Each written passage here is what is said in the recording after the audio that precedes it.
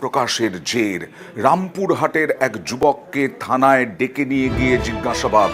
এই যুবককে রাত্রিবেলা একেবারে জুলুমবাজির মতো রামপুরহাট থানা থেকে ফোন করা হলো, এক্ষুনি আসতে হবে। তখন কটা বাজে জানেন? রাত 10টা।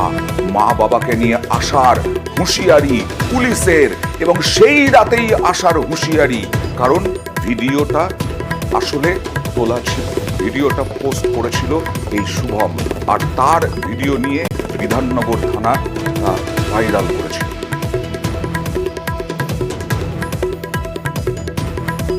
8ই জুলাই 8:30 নাগাদ আমি একটা ভিডিও পোস্ট করেছিলাম, যেখানে দেখা যাচ্ছে একটা আনআর্মড মহিলাকে একটা ক্লাবের ভেতরে 4-5 জন পুরুষ তারা উইকেট দিয়ে মারছেন এবং বাকিরা ধরে আছে। সেটা আমার চোখে খুব দৃষ্টিকটু লাগে। আমি ভিডিওটা ভেরিফাই করার পর ভিডিওটা পোস্ট করি। তারপরে রামপুরহাট থানার আইসি আমাকে ডেকে পাঠিয়েছিলেন, রাত্রি 10টার সময় ফোন করেছিলেন। তো আমি ওনাকে বলেছিলাম আগামীকাল অর্থাৎ আজকে দেখা করব।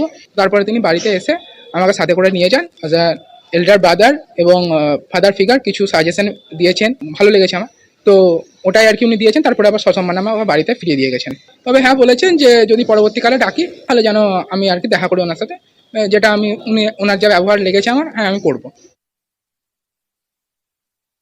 শুভম মন্ডল? হ্যাঁ, শুভম মন্ডল। রামপুরহাট থানা থেকে বলছি। বলছি আবার থানায় এসো, বড় ডাকছে তোমাকে। আমি তো এখন বাকিনা গ্রামে আছি, আমি কালকে দেখা করতে পারবো। স্যার বলছি কালকে দেখা করতে পারবো। আজকে আসতে হবে তোমাকে, বড় ডেকেছে আজকে। আজকে তো হবে না, রাত্রেবেলা যাও, বিকেলে হলে হতো স্যার। বড়বাবুকে আপনি এসে জিজ্ঞেস করবেন। আপনি এরকম করে কথা বলছেন কেন? যা জানকারি আছে সেটা আপনি স্যারকে এসে জিজ্ঞেস করবেন। আমি তো স্টুডেন্ট, আমার নামে কোনো কেস নেই, আমাকে হঠাৎ ডাকছে, আমি তো জিজ্ঞেস করবো। আসবে তুমি, বড়বাবু ডেকেছে তোমাকে, বড়বাবুর সাথে কথা বলতে এসো তুমি। আমি আজকে যেতে পারবো না, আমি তো আজকে রাতে যেতে পারবো, কালকে সকালে দেখা করে নেবো। স্যার বলছে আজকে আসতে। আপনি দেখুন বাকিনা থেকে কতটা রাস্তা, এত রাত্রে কি করে যাবো? ভাই তোমাকে যখন বড়বাবু ডেকেছে যখন, ঠিক আছে, হ্যাঁ, তখন তোমাকে আসতে হবে, ঠিক আছে? আসতে পারবো না, এসব কথাগুলো চলে না। রাত্রেবেলায় ডাকছে মানে নিশ্চয় কারণ আছে, বাড়ির লোককে নিয়ে এসো, ঠিক আছে? কিন্তু আসতে হবে, ওকে রাতের মধ্যে আসতে হবে। তুমি 1 ঘন্টা পরে এসো, কোনো অবস্থা নেই, চলে এসো। এই যুবকের দোষ কি, এই পড়ুয়ার দোষ কি, এই নিয়েই রাজনৈতিক তরজা শুরু।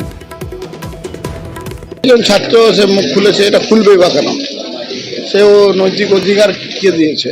যারা পেয়াদা আছে তারা ডেকে পাঠিয়েছে এবং তাকে বুঝিয়েছে যে তুমি কি দরকার, কেন করছো, এসব করে লাভ কি? এই পরিস্থিতি চলতে পারে না, জনতা সব জানতা। তিনি তো নিজেই বলেছেন যে পুলিশ থানায় গিয়ে আমাকে পুত্রের সম ব্যবহার করেছে।